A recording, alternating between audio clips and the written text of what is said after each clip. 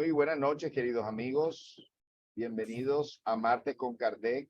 Continuamos con el ciclo de las relatorías de los libros espíritas. En este caso no es un libro mediúnico, es una tesis escrito de un gran estudioso de la doctrina espírita, Orlando Villarraga. El libro se llama Relatoría y Enseñanza del libro La Justicia Social. La conferencia se llama de esta manera. Entonces, Orlando Villarraga, en estos momentos, es colombiano, vive en Brasil desde hace muchos años y está en la ciudad de San José de los Campos. Es presidente y líder de los proyectos de sustentabilidad de la obra social Celio Lemos, autor de 3 libros espíritas, uno de los cuales es este: La Justicia Social, Visión Espírita para la Acción Social. Otros libros que ha escrito Orlando es La Conservación del Medio Ambiente Físico y Psíquico. Y el tercer libro que lleva publicado es Espiritismo y Desenvolvimiento Sustentable. Bien, como toda tarea espírita, vamos a iniciar con una elevación de pensamiento. Le vamos a pedir a nuestra hermana Nubia Bernal, desde Bogotá, que nos dirija esta elevación de pensamiento. Buenas noches, Nubia, adelante. Buenas noches, compañeros. Los invito a cerrar nuestros ojos, a poner nuestros pensamientos en orden, a tener una respiración profunda y a dirigir con todo amor y con toda nuestra fe nuestro pensamiento hacia nuestro Maestro Jesús de Nazaret, para que nuestro querido Maestro Jesús de Nazaret nos asista hoy y los buenos espíritus, nuestros ángeles guías, nuestros espíritus guías, para que esta reunión sea una reunión en la cual podamos abrir nuestra mente, nuestra inteligencia y nuestro espíritu al conocimiento, podamos entenderla, tener una mente clara, Señor, tener una mente comprensible a las palabras del Señor Orlando Villarraga. Le rogamos para que nuestro orador Orlando Villarraga sea asistido por sus guías espirituales, que nuestra reunión sea una reunión llena de amor, de instrucción, de claridad espiritual para todos los que nos encontramos en la reunión y para aquellos que la vengan a escuchar después. Señor Jesús, en el nombre de nuestro amado Maestro Jesús, abrimos esta sesión de estudio y de esclarecimiento, que así sea. Así sea, muchas gracias, Nubia. Y Orlando, muchas gracias por aceptar esta invitación. Bienvenido, la palabra es tuya, adelante. Okay, buenas noches, Isabel, buenas noches a todos. Muchísimas gracias por la invitación para hablar, comentar en esta noche sobre esa obra que escribí hace algunos años sobre la justicia social. Entonces, voy a comentar cuál fue la idea, cuáles fueron la parte previa, y después vamos a ver varios de los capítulos del libro. Entonces, todo comenzó aproximadamente en 2001, cuando comencé a leer más en detalle los informes sobre desarrollo humano publicados por las Naciones Unidas. Y cada año ellos hacen un informe sobre algunos de los temas que están más así fuertes, que son analizadas por especialistas que trabajan para las Naciones Unidas, en el programa de desarrollo de las Naciones Unidas. Entonces, todos esos informes son bastante voluminosos, pero ellos tienen siempre un sumario ejecutivo, que son depende, 5 a 10 páginas, que traen un resumen muy claro, muy conciso de lo que se trata el informe. Y fui leyendo todos esos años esos informes, y pueden verlos, ustedes los pueden bajar de internet, y todos los años siguen produciéndolos. Nos da una idea muy buena de la situación del planeta desde el punto de vista del desarrollo humano. También en la época tuve la oportunidad de leer varias obras de una institución que es bastante reconocida en el mundo, el World Watch Institute, que publica también cada año el estado del mundo y hace un tema diferente cada año, así de lo que está más candente en la época y va abordando las cuestiones de tipo social y ambiental. Y hay una obra también muy interesante de otra organización de las Naciones Unidas, Habitat, que publica el estado de las ciudades del mundo. Es algo muy interesante porque le da una idea de las grandes ciudades, en qué condiciones están. Y en la época también salió una serie de volúmenes sobre el Atlas de Exclusión Social en Brasil, que hacía un análisis detallado de la situación de injusticia y de desigualdad que existía aquí en Brasil. Y el volumen final trataba sobre la exclusión en el mundo. Obras muy interesantes, lideradas por el grupo de economía de la Unicamp, la Universidad de Campinas, una de las dos mejores universidades aquí de Brasil. Y en la época también varias de las principales revistas y periódicos aquí de circulación nacional hablaban sobre esos temas. Cómo limpiar a Brasil con el tratamiento de los residuos líquidos de las ciudades, la esclavitud, que muchas veces pensamos que ya no existe esclavos en el mundo y los estudios muestran totalmente lo contrario. Abuso y exploración sexual en la infancia, un problema muy serio que muestra así de una forma rampante la desigualdad que existe y la injusticia en la aplicación de las leyes para los infractores de este tipo de actos. La pobreza crónica. Estamos hablando de entre 2003 a 2010 y ahora con la pandemia todo eso se ha agravado, muchos de estos problemas que en la época me motivaron a escribir esa obra. El caso de la miseria, el gran desafío de Brasil, en la época eran 23 millones de brasileños, actualmente son más de 35 millones que están en esa condición de miseria. Entonces, otras obras que también en la época tuve la oportunidad de leer son de este autor que se llama Bernardo Kliesberg. Él es un consultor y asesor de la Organización de las Naciones Unidas, de la UNICEF, de UNESCO.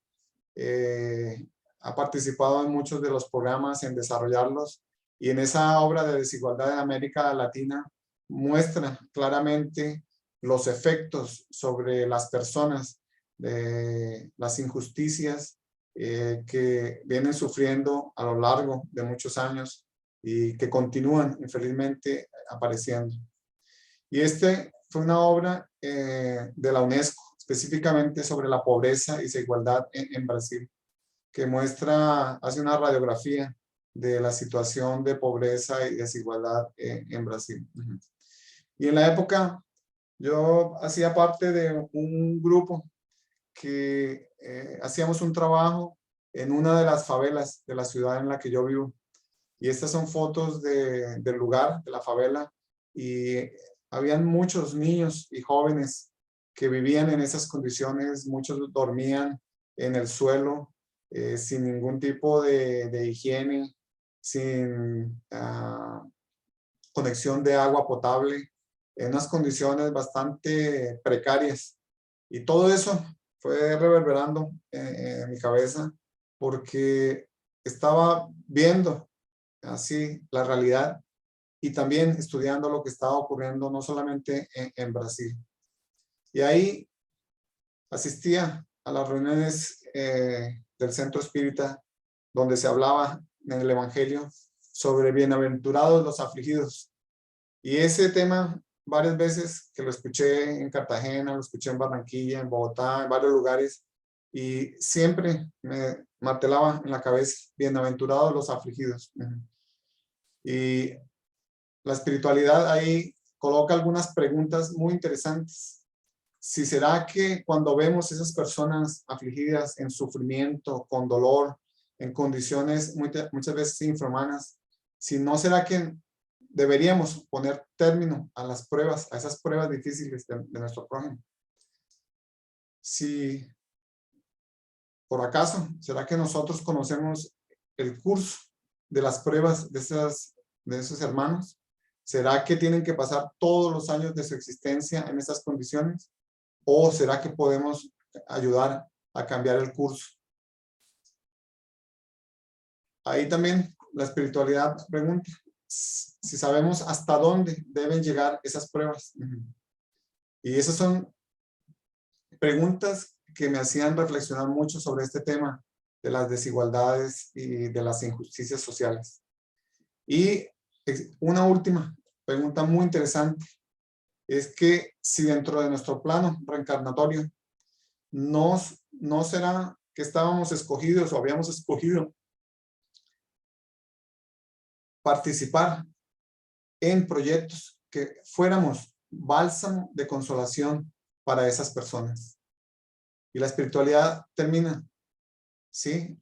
Nosotros podemos ser el consuelo moral, podemos trabajar en diferentes actividades para dar el apoyo material, para dar los consejos y para aliviar muchas de esas condiciones que causan las aflicciones de todos esos nuestros hermanos que están en esas condiciones.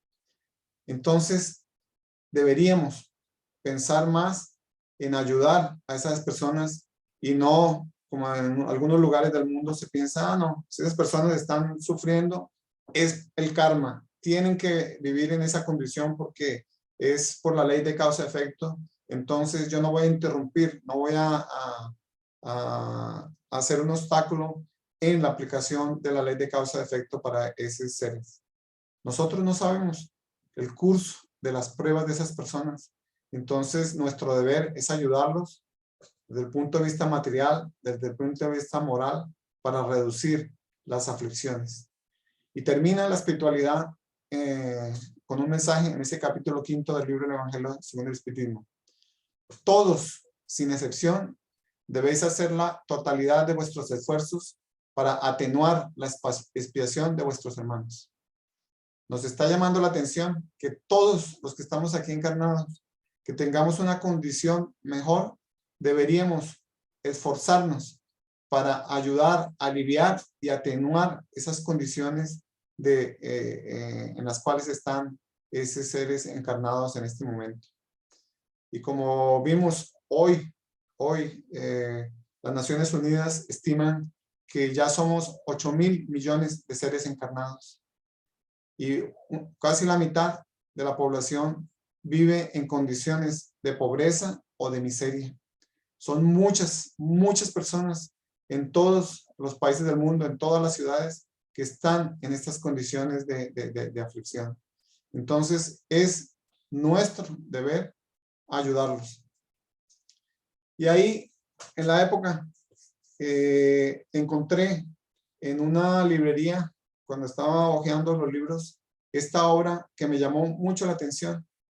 Se llama La justicia social, una visión judía, de Bernardo Klinsberg, que ya había leído un libro de él, pero no sabía que él era judío. Y en esta obra de Bernardo Klinsberg muestra cuáles son los principios de la religión judaica que envasan, que son la base para trabajar en las cuestiones de justicia social. Y eso me llevó a pensar, bueno, si existe esa obra desde el punto de vista de la visión de la religión judía o judaica, ¿cómo la doctrina espírita encara ese mismo tema de la justicia social? Y ahí pensé, bueno, me gustaría escribir una obra que fuera así, la justicia social, una visión espírita. y de ahí fue así como el último gotica de agua que necesitaba para impulsar el desarrollo de ese trabajo. En la época también estaba trabajando con ese concepto del desarrollo sostenible, los 3 pilares de la prosperidad económica, la preservación del medio ambiente y la justicia social. Y ya había escrito esa obra de la conservación del medio ambiente físico y psíquico, que procura dar las bases dentro de la doctrina espírita para ese pilar de la preservación del medio ambiente. Ahí pensé, bueno, el modelo de desarrollo sostenible tiene otro pilar que es la justicia social.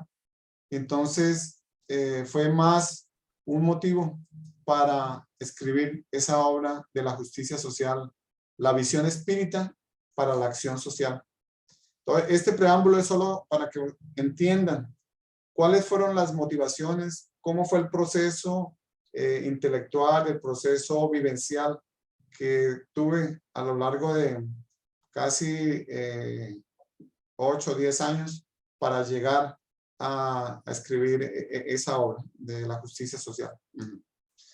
Y por eso tuve que estudiar un poco más, profundizar un poco más el estudio de las leyes morales, porque las leyes morales son la base de sustentación para estos temas que están en esa gran visión del desarrollo sostenible. Por ejemplo, las leyes morales de progreso y trabajo sustentan esa pilar de la prosperidad económica. Las leyes de conservación, destrucción y reproducción sustentan el pilar de la preservación del medio ambiente. Y en este caso, para fundamentar desde el punto de vista de la doctrina espírita la obra que estaba escribiendo, las leyes de igualdad, sociedad, libertad, justicia, amor y caridad son el fundamento para ese pilar de la justicia social. Y ahí entonces fui desarrollando la idea del tema de la justicia social. Entonces vamos a la fuente, al libro de los espíritus, y Kardec preguntó que cómo se puede definir la justicia, y la espiritualidad superior respondió: la justicia consiste en el respeto a los derechos de cada uno. Y estamos viendo eso, la falta de respeto que está imperando en muchos lugares de la sociedad.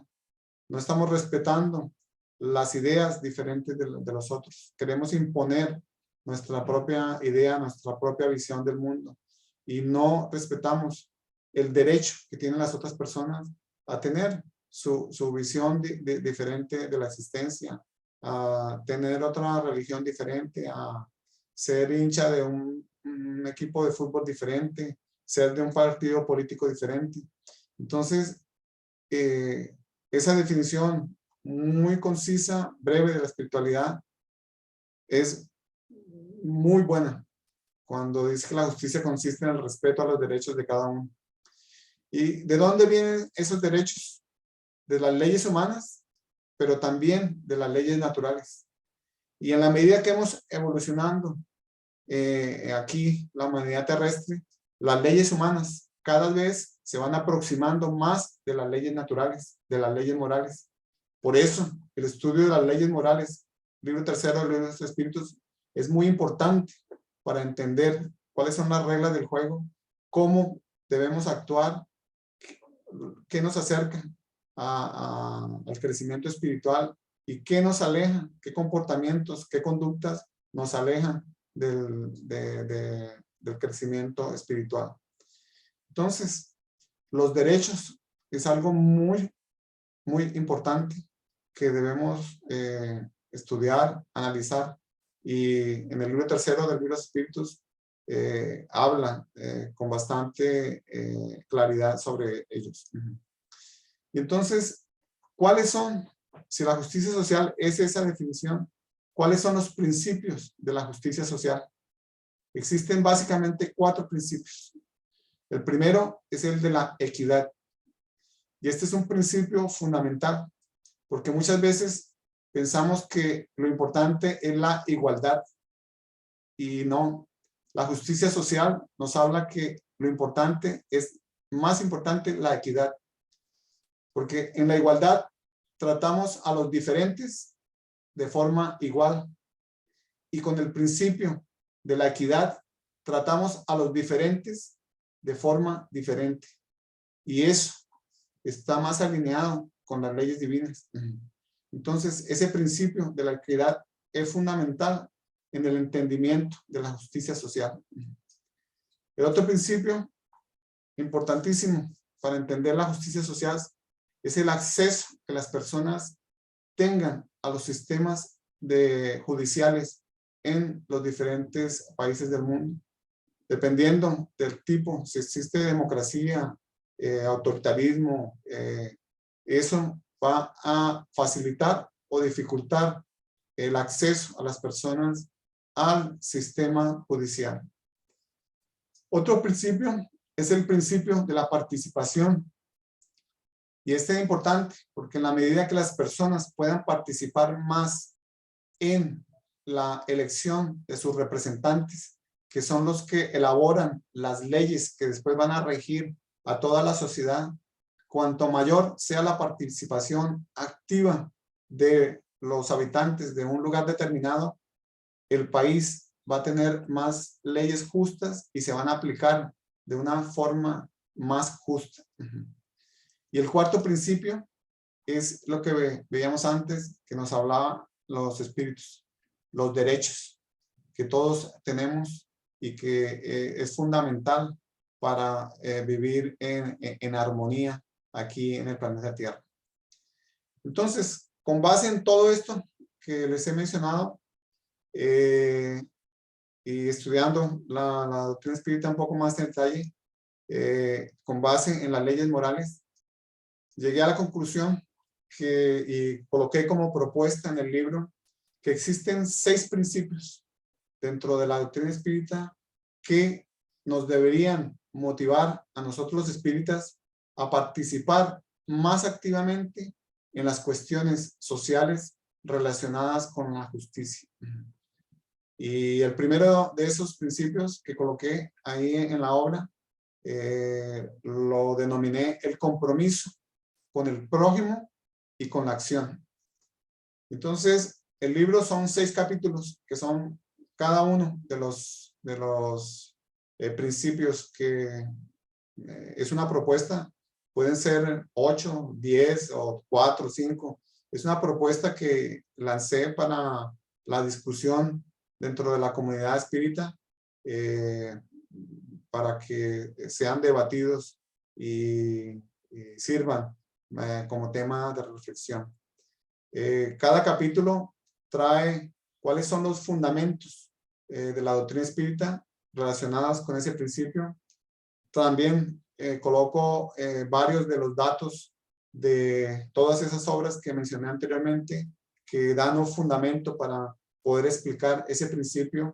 Y al final del capítulo, de cada capítulo, tiene una sección sobre acciones sugeridas para practicar ese principio, y trae por último unas preguntas que sirvan para la reflexión y para la discusión para la persona o los grupos de estudio que decidan tocar estos temas. Entonces voy a hablar un poquito de cada uno de esos 6 principios, y comenzando con el compromiso con el prójimo y con la acción. Entonces parto del Evangelio según el Espiritismo, del capítulo 11, que hace un cuestionamiento muy importante sobre cuál es la base de la justicia fundada sobre la ley natural, o sea, sobre las leyes morales. Y la espiritualidad responde, la base está en el amar al prójimo como a sí mismo, como Jesús ya nos enseñó, como otros grandes líderes religiosos del mundo han enseñado a lo largo de la historia. Y también sobre el principio de hacer por los demás lo que quisiéramos que ellos hiciesen por nosotros. Esas son las bases que permiten o que explican el tema de la justicia fundamentada en las leyes naturales. Nosotros tenemos que amar al prójimo como a nosotros mismos y hacer por los otros lo que nos gustaría que hicieran por nosotros. Y ahí la espiritualidad nos dice que cuando esos dos principios sean parte de las reglas de conducta, del comportamiento de los habitantes aquí del planeta, y que sea la base de las instituciones, de los principios de las instituciones, será el momento en que la justicia reinará dentro de la sociedad. Estamos lejos, estamos cerca. En mi opinión, aún estamos lejos de que esos dos principios sean parte de la regla de comportamiento de la mayoría de las personas y que sea fundamento de las instituciones de las cuales nosotros hacemos parte. Y también en ese capítulo del Evangelio según el Espiritismo se hace una pregunta muy interesante sobre cuál es el límite del prójimo. Y ahí la reflexión que hacen los espíritus es: ¿será nuestra familia? ¿Ese es el límite de nuestro prójimo? ¿Amar al prójimo será solo amar a nuestra familia? ¿O será amar a los que hacen parte del mismo credo, de la misma creencia religiosa de la cual nosotros hacemos parte? ¿O será el límite por causa de la distribución política de los países que están haciendo parte del mundo? Y ahí la espiritualidad da el toque final. Dice: no, el límite no está, el límite de nuestro prójimo no está en ninguno de esos grupos. El límite de nuestro prójimo es la humanidad toda.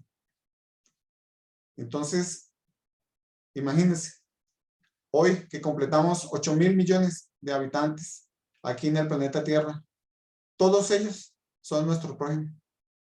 Y eso sin considerar la población espiritual que está aquí junto con nosotros en el planeta Tierra. Entonces, esta visión del prójimo es muy interesante, porque lo que ocurra en Colombia, lo que ocurra en Nigeria, lo que ocurra en Ucrania, en Japón, en cualquier lugar, eso tiene una repercusión que a veces no la sentimos directamente, pero que va acumulando y va a llegar un momento hasta donde nosotros estamos localizados. Entonces, por eso es importante entender que nuestro prójimo son todos los que están encarnados aquí en el planeta. Y nuestro compromiso debe ser con todos ellos.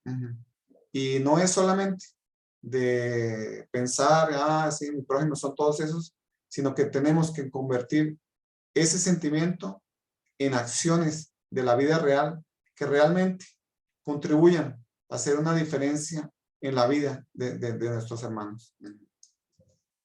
Y ahí pasamos al segundo principio que consideramos en la propuesta. Entender que la pobreza es evitable, porque nosotros en el transcurso de los años nos hemos acostumbrado a que los pobres hacen parte de la sociedad, de que es algo natural, de que es imposible acabar con la pobreza. Y la doctrina espírita nos muestra, y varios estudios muestran que ese no es el caso, que la pobreza realmente es evitable. Y en el Evangelio según el Espiritismo, capítulo 16, nos dice la enseñanza de la espiritualidad superior: un deber tan imperioso como meritorio consiste en prevenir la miseria. No estamos hablando, o no están hablando los espíritus ni siquiera de la pobreza, sino de un nivel inferior a la pobreza, que es la miseria. Y casi 1.000 millones de personas en el mundo viven actualmente en condiciones de miseria. Entonces, es un deber que es imperioso, o sea que deberíamos estar trabajando para eso, para que no ocurra. Y es meritorio, porque en la medida que trabajemos para eliminar o prevenir la miseria, eso va a ser muy bueno para nuestro crecimiento espiritual. Entonces, ¿cuáles son las causas principales de la pobreza? El desperdicio. 1/3 de los alimentos que se producen en el mundo se desperdician, que si fueran realmente bien aprovechados, una consecuencia sería que el precio sería mucho menor de los alimentos. Otra causa de la pobreza es la distribución que tenemos, y la distribución tanto en la cuestión de la renta como de la distribución misma de los alimentos. La sociedad de consumo, en el cual producimos un montón de cosas solo para satisfacer el orgullo, la vanidad, o muchas veces la carencia sentimental, porque no tenemos relaciones verdaderas, afectuosas con los otros seres humanos. Entonces compramos y compramos más cosas y vamos cada día utilizando más y más recursos que van depredando, van deteriorando el ambiente y van causando más situaciones y condiciones de pobreza. La corrupción es algo nefasto que existe dentro de nuestra sociedad, que personas inescrupulosas roban el dinero público principalmente para su usufructo personal, en detrimento de la gran mayoría que necesitan ese dinero público para cuestiones de salud, de educación, de cuidado del ambiente. Ese es un cáncer que tenemos dentro de la sociedad, la corrupción, y en todos los países del mundo, en unos en mayor grado que en otros, que deberíamos trabajar para desarrollar más el sentido de honestidad y de trabajo en beneficio común, en beneficio de la sociedad, porque todos los miembros de la sociedad son nuestro prójimo.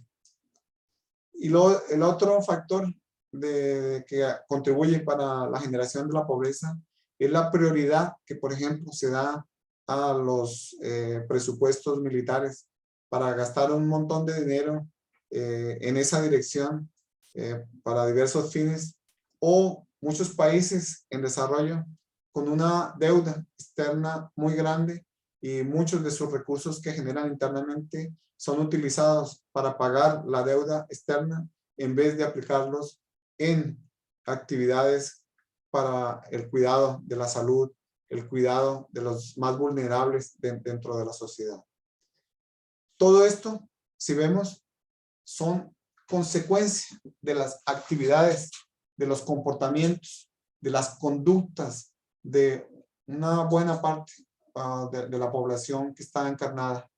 Entonces, si mejoramos nuestra condición moral, todo eso va a ir desapareciendo. Y ahí es donde, por eso se habla que la pobreza es evitable, porque podemos hacerlo. Precisamos trabajar en eso.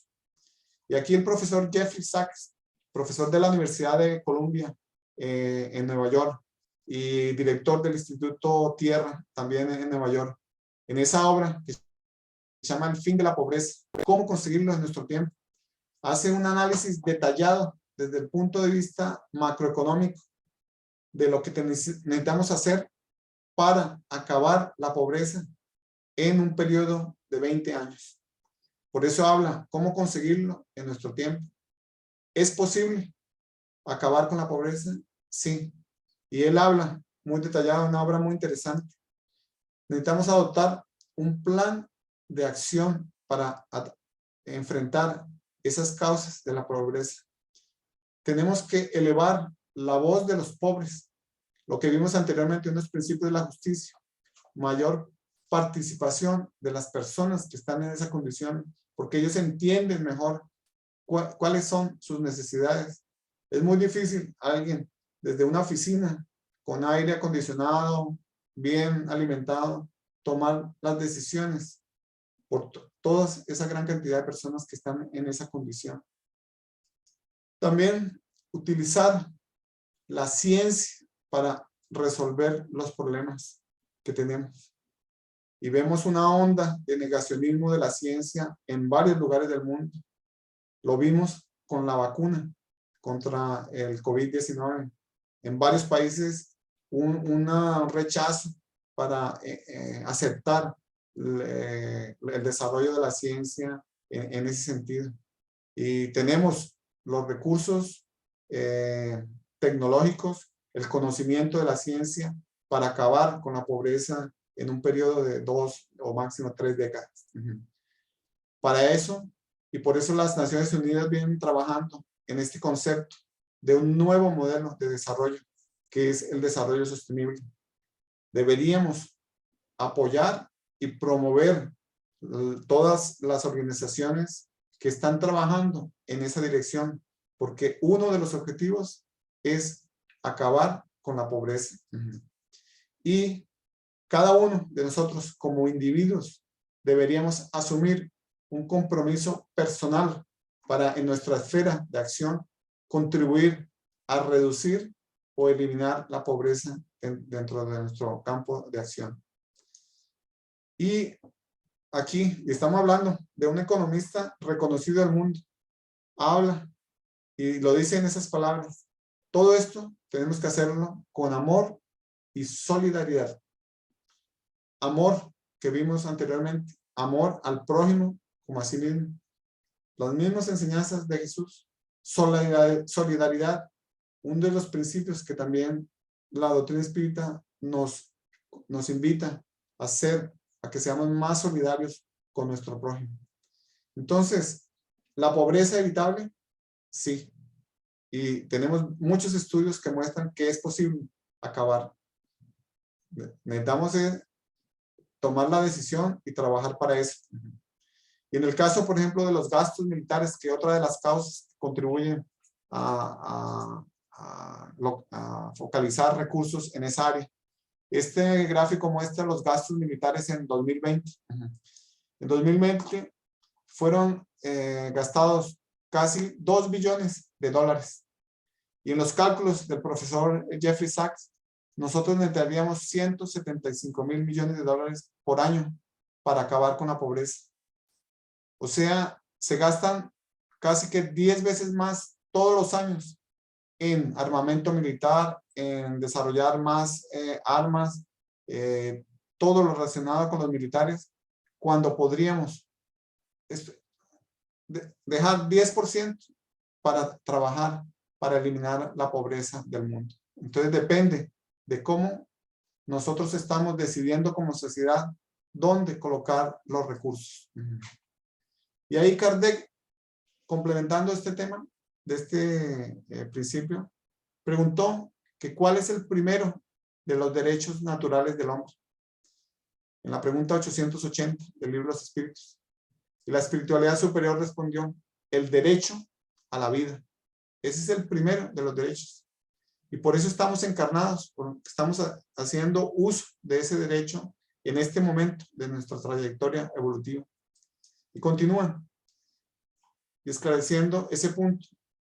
Nadie tiene el derecho de atentar contra la vida de su semejante, ni de hacer nada que pueda comprometer su existencia corporal. En la medida que como sociedad estamos creando las condiciones de pobreza y de miseria para muchas personas, estamos comprometiendo la existencia corporal de sus hermanos que están aquí para crecer también espiritualmente.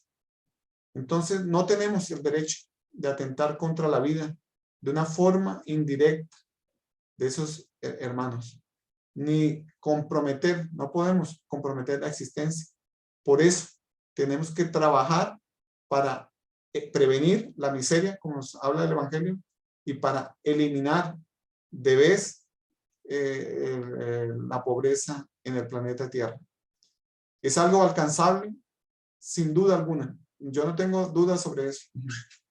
Pero se requieren varios cambios dentro de los sistemas sociales de cómo estamos organizados actualmente. Y ahí viene el tercer principio que coloqué en esa obra de la justicia social. Es que la sociedad debe intervenir activamente en la solución de los problemas sociales. La sociedad es el conjunto de todos los individuos. Nosotros hemos decidido esa organización y hemos creado una serie de problemas sociales. Entonces tenemos que trabajar como sociedad para resolver esos problemas que hemos creado. Entonces, ¿cómo está organizada actualmente la sociedad en el mundo? Tenemos tres grandes sectores: los gobiernos, las empresas privadas y el tercero sector, que son las organizaciones de la sociedad civil, las organizaciones no gubernamentales, las agrupaciones religiosas. Todos estos hacen parte del tercer sector. Y ahí, para resolver los problemas, tenemos que trabajar en conjunto en esos tres sectores de la sociedad. El gobierno solo no va a conseguir resolver. Las empresas privadas solas no van a conseguir. Y las organizaciones de la sociedad civil solas no van a conseguir resolverlo. Tenemos que trabajar en conjunto para resolver ese tipo de problemas. Y por ejemplo, en la obra social, de la cual yo hago parte, la obra social Cielo Vemos, nosotros trabajamos con base en esto. Trabajamos con el gobierno, con la alcaldía y con la Secretaría de Educación directamente. Trabajamos con algunas empresas privadas con las cuales nos presentamos proyectos y ellas cubren ese presupuesto, bancan esos proyectos que van a ser benéficos para los niños y para la comunidad de la cual nosotros hacemos parte. Y eso es un trabajo entre los tres sectores que tiene resultados muy positivos para el bien de la sociedad. Entonces, Kardec ya nos decía en el libro de los espíritus, en la pregunta 888, y ahí para no olvidar esa pregunta 888, en una sociedad basada en la ley de Dios y en la justicia, es necesario proveer a la vida del débil sin humillarlo. Y ahí continúa. Esa sociedad debe garantizar la existencia de los que no pueden trabajar, sin dejar su vida a merced del acaso y de la buena voluntad. Entonces, si nosotros queremos llegar a esa sociedad en que el principio sean las leyes divinas, las leyes morales, y que la justicia sea el principio norteador de esa sociedad, tenemos que trabajar bastante para no dejar en el momento actual a la vida de las personas que no pueden trabajar. ¿Quiénes son los que no pueden trabajar actualmente en la sociedad?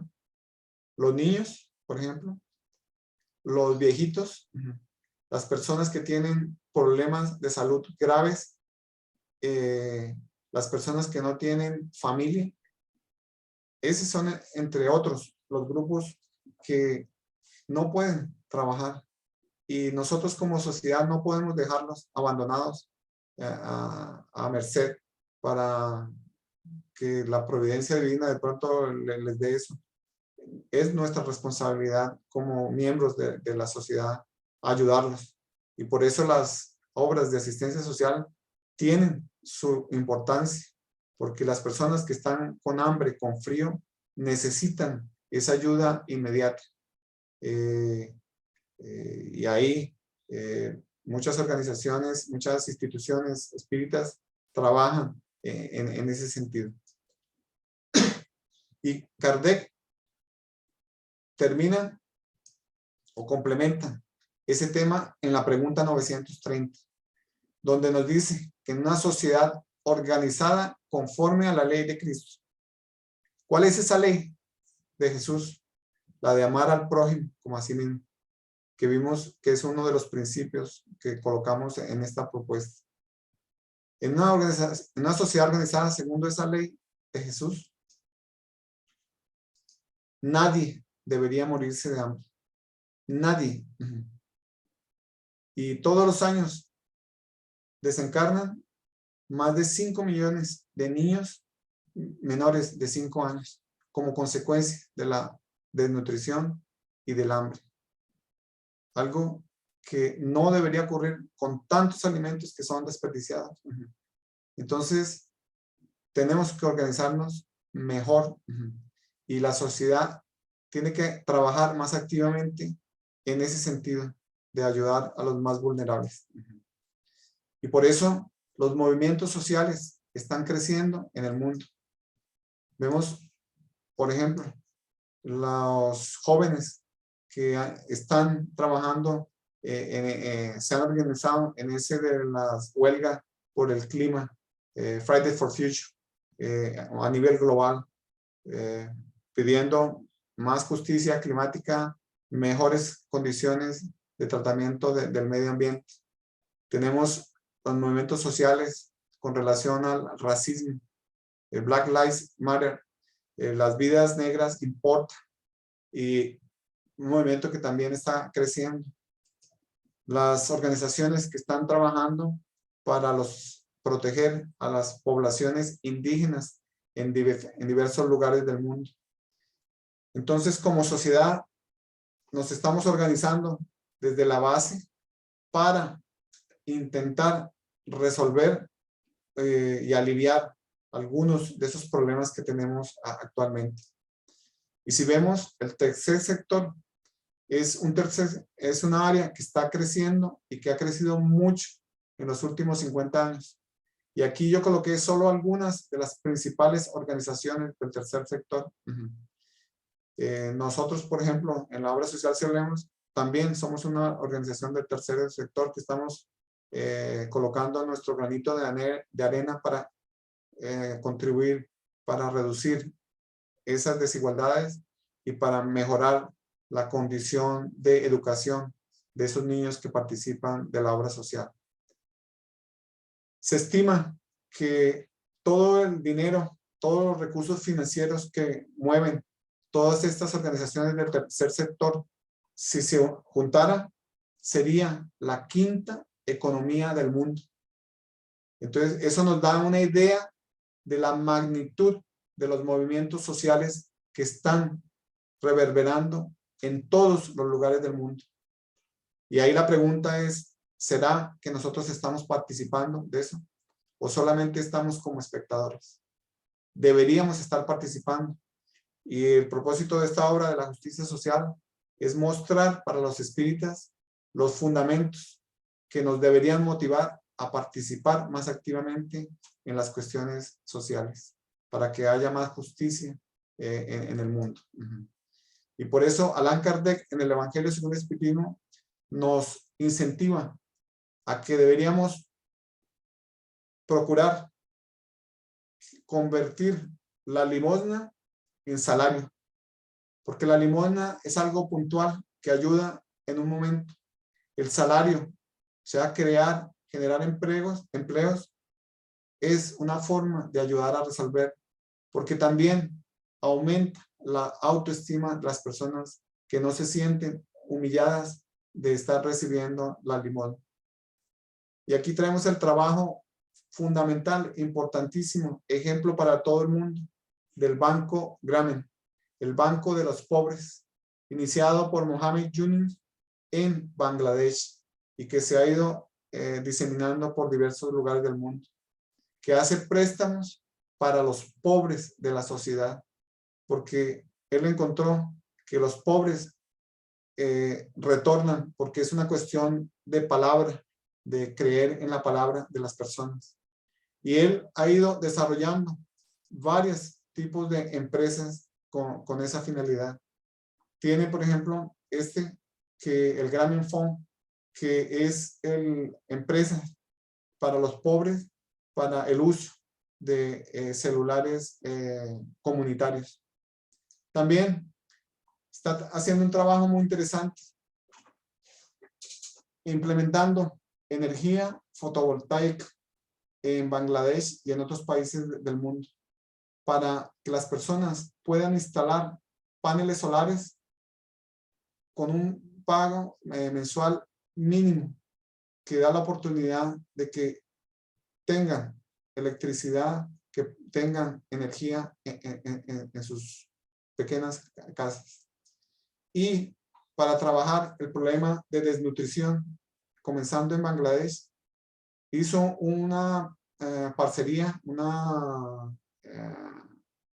trabajo en conjunto con la empresa Danone para producir un yogur que pudiera atender las deficiencias alimentarias, nutricionales que tenían los niños en Bangladesh.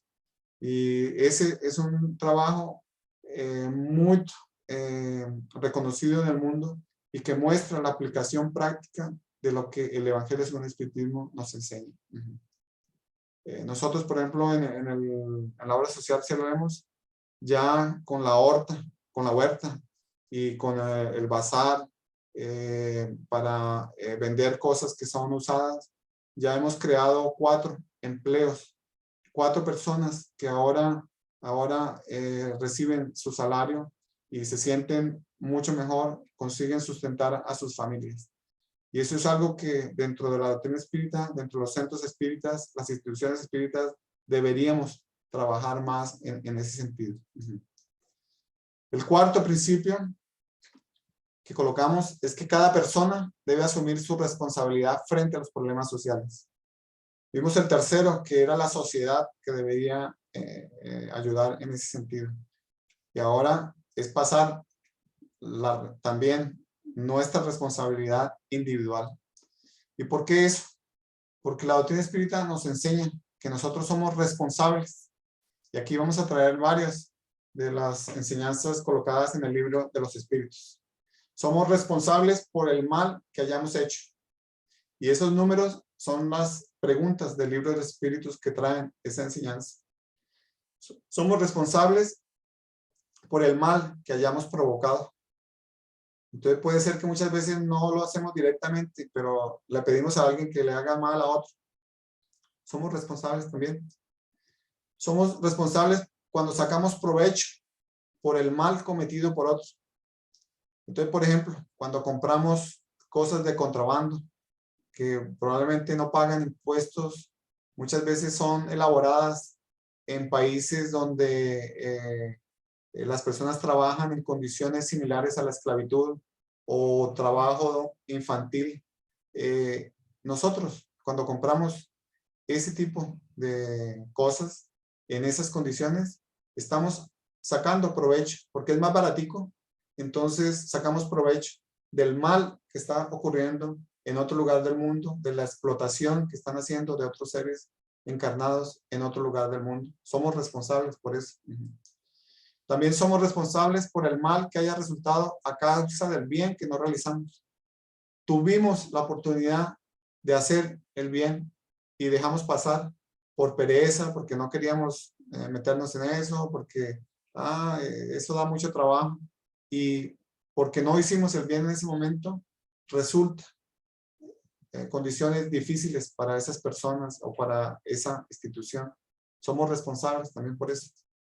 Y somos responsables por el bien que habría podido hacer y que no hizo.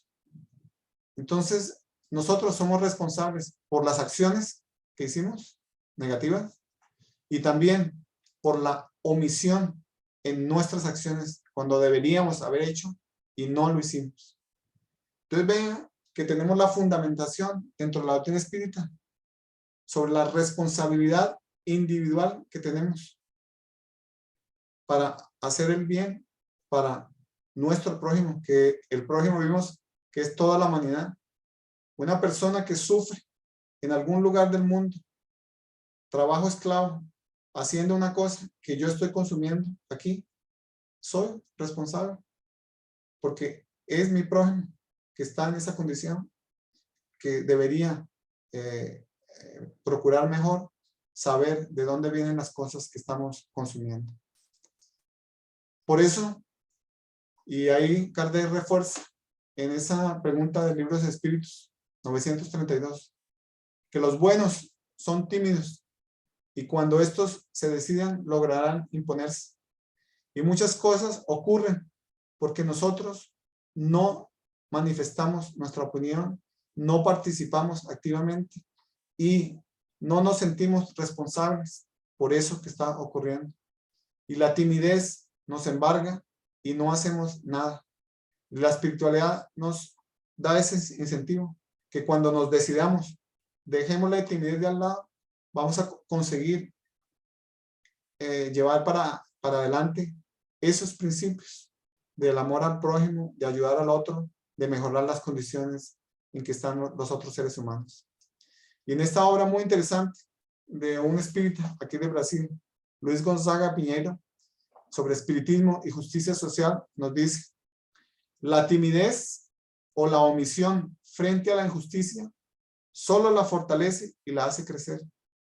Y eso es lo que está ocurriendo y ha ocurrido durante mucho tiempo de la historia de la humanidad. Somos omisos o somos tímidos y cada vez las injusticias se van fortaleciendo y van creciendo y nos ha llevado a la condición actual que tenemos en el mundo. Entonces, tenemos que asumir más nuestra responsabilidad, como el profesor Jeffrey Sachs habla en ese libro, para eliminar la pobreza del mundo. Y por eso, Chico Javier nos dice que el mayor dolor del espíritu cuando regresa al mundo espiritual es la conciencia del tiempo perdido. Retornamos cuando desencarnamos al mundo espiritual y, Orlando, no, perdiste el tiempo, perdiste la oportunidad que tuviste en esta existencia. Nos damos cuenta que podíamos haber hecho más y no lo hicimos. Y Chico Javier nos dice: constatamos amargamente que fueron omisos en el bien, que poco o casi nada realizaron a favor del prójimo. Entonces, esos mensajes de los espíritus superiores a través de la mediunidad de Chico Javier nos están llamando la atención, que tenemos que trabajar, tenemos que acción, no podemos continuar siendo omisos con lo que está ocurriendo en el mundo. Y ahí viene el quinto principio, que es educar el corazón para la solidaridad y la fraternidad. ¿Cómo hacemos eso? Ya Allan Kardec en la Génesis nos decía: la fraternidad debe ser la piedra angular del nuevo orden social. Cualquier tipo de organización a la cual nosotros lleguemos va a tener como piedra fundamental el ejercicio de la fraternidad, de ayuda a nuestro prójimo, de ver a nuestro prójimo como hermano. Y, por ejemplo, en esta obra de la educación según el espiritismo de Doren Contra, nos dice que existen varios medios positivos para que podamos educar nuestro corazón. Uno es a través del ejemplo. Cuando vemos personas que hacen el bien, eso nos sensibiliza, toca algunas fibras de nuestro corazón para que sigamos el ejemplo de esa persona. También la participación directa, más activa en algunas organizaciones que están trabajando en ese sentido, nos sensibiliza, nos da la oportunidad de ejercitar, de vivir más intensamente la vida, de practicar la bondad y de vivir más directamente actos de solidaridad. Por eso es importante la participación directa de cada uno de nosotros. Y cuando comenzamos a liderar ciertas actividades que asumimos la responsabilidad, eso nos permite crecer más espiritualmente, porque va sensibilizando nuestra área afectiva, nuestro corazón, y crecemos más en esa parte moral. Entonces, eso podemos y deberíamos hacerlo todos los días. Y llegamos al último principio: nuestro compromiso con las próximas generaciones y con las otras especies.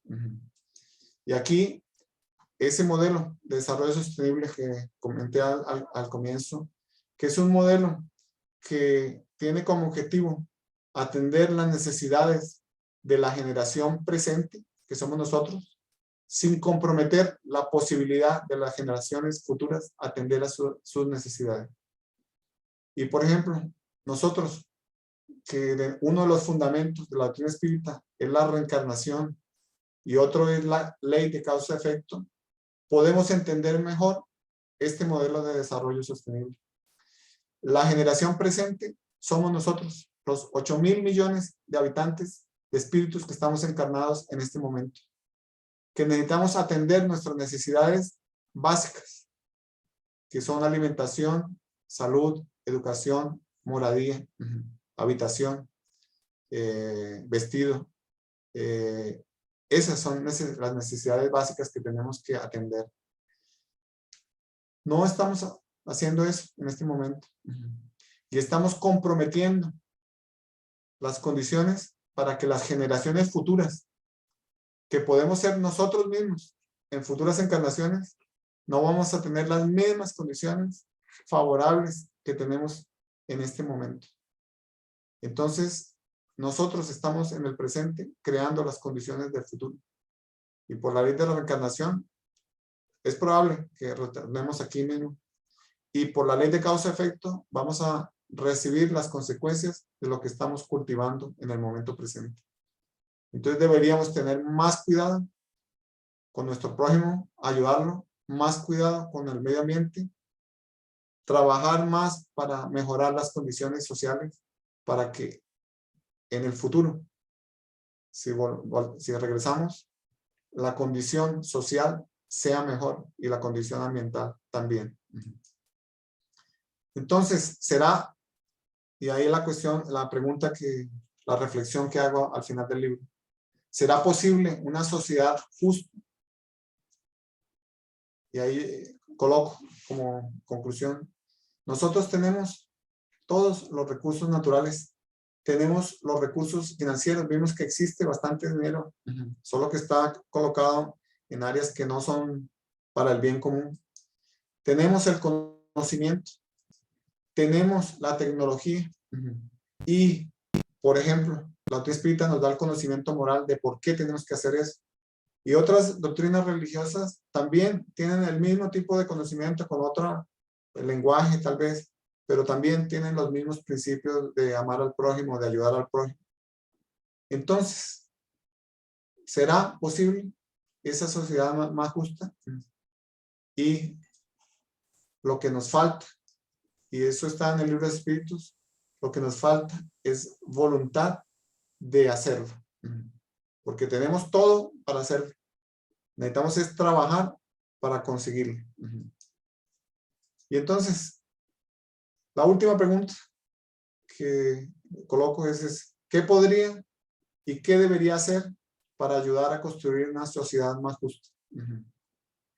Y ahí es la reflexión que tenemos que hacer cada uno de nosotros, y ese fue el objetivo de escribir este trabajo, esa propuesta para la discusión dentro del medio espírita.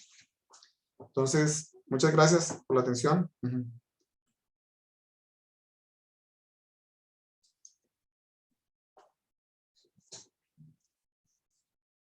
Gracias a ti, Orlando, muy amable, como siempre. Y me pregunto por qué no te había pedido una charla sobre este libro antes, porque la verdad es muy, muy aclaradora de nuestro rol social en el planeta. Tengo unos 4 punticos que quisiera comentarte.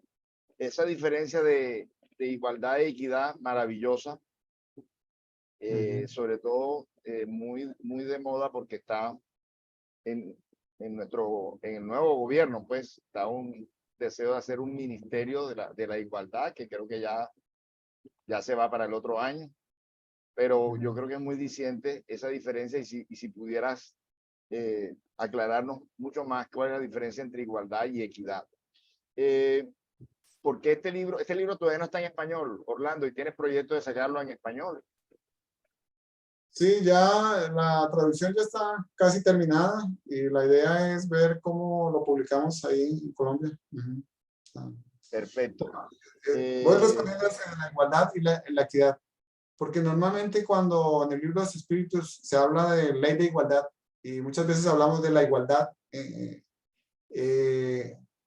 no creemos que personas, la ley de igualdad o las leyes funcionan en ese término de igualdad cuando todos tienen las mismas oportunidades. Pero como eso no es lo que ocurre en el estado evolutivo que estamos, donde existe tanta desigualdad, entonces, el principio de justicia social nos llama a la equidad, que es tratar diferente a los diferentes. Eso quiere decir que, por ejemplo, las personas que no tuvieron las mismas oportunidades, tenemos que darles más oportunidades para que puedan llegar al mismo nivel y ahí sí tratarlos de una forma igualitaria. Mientras tanto, mientras existen esas diferencias, no podemos tratar igual a los diferentes. Tenemos que tratar diferente a los diferentes. Y ese es el principio de equidad importantísimo dentro de la justicia social. Maravilloso. También comentarte a ti y a todos los que están ahora aquí en directo y los que vayan a escuchar, algo que nos comentó Divaldo Pereira Franco en una de sus visitas acá. Y él decía que lo que participaban los espíritas en los movimientos espíritas en cuanto a gasto social, lo que le entregaban a la sociedad era equivalente a lo que el gobierno de Brasil le entregaba también en gasto social. O sea que hay un rubro muy importante y por eso el respeto que se han ganado los espíritas en Brasil, porque son muchas las obras sociales que se están realizando allá. Y lo otro que te quería decir es que veo que la obra social Celio Lemos, ¿sí? Celio Lemos es. Dice acción social espírita, ¿cierto? Y acá hay la tendencia en Colombia de que de las fundaciones que se hacen ahí espíritas como brazo de la asistencia social espírita no quieren decir que son espíritas. Entonces, ¿cuál es tu concepto con respecto a eso? ¿Se debe decir o no se debe decir? Porque la razón de que no se diga es porque obtendría menos fondos. ¿Cuál es tu opinión con respecto a eso? Sí. Depende de la legislación de cada país. Por ejemplo, nosotros como obra social, Celio Lemos, somos una institución espírita, pero tenemos aquí se llama CNPJ, creo que ahí es el NIT. Tenemos un número que nos cataloga como una empresa social. Entonces, por eso nosotros podemos participar en editales del gobierno, podemos participar en editales, o no sé si se llaman ahí en Colombia editales, en empresas privadas, y con eso nosotros podemos captar recursos que si no tuviéramos eso, si solamente estuviésemos como entidad espírita, no podríamos hacer eso. El gobierno no permite dar dinero a instituciones religiosas, porque aquí el espiritismo es considerado una religión. Entonces, cada país tiene su legislación diferente y eso es lo primero que tiene que ser analizado para definir si coloca o no coloca espírita. Yo creo que es una decisión muy particular de cada país. No sé las reglas allá, las leyes en Colombia, ¿cómo están? No sé.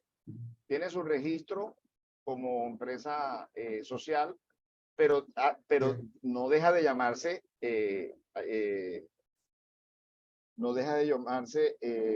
acción social espírita. No. Siempre, en todo momento se llama acción social espírita. Sí. Muy bien, Orlando. Bueno, no sé si alguno de los que está en este momento quiera hacerle alguna pregunta a Orlando.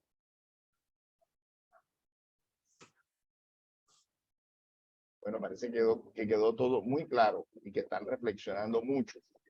Así que, bueno, Orlando, entonces, muchas gracias y vamos entonces a cerrar esta reunión con una elevación de pensamiento como siempre.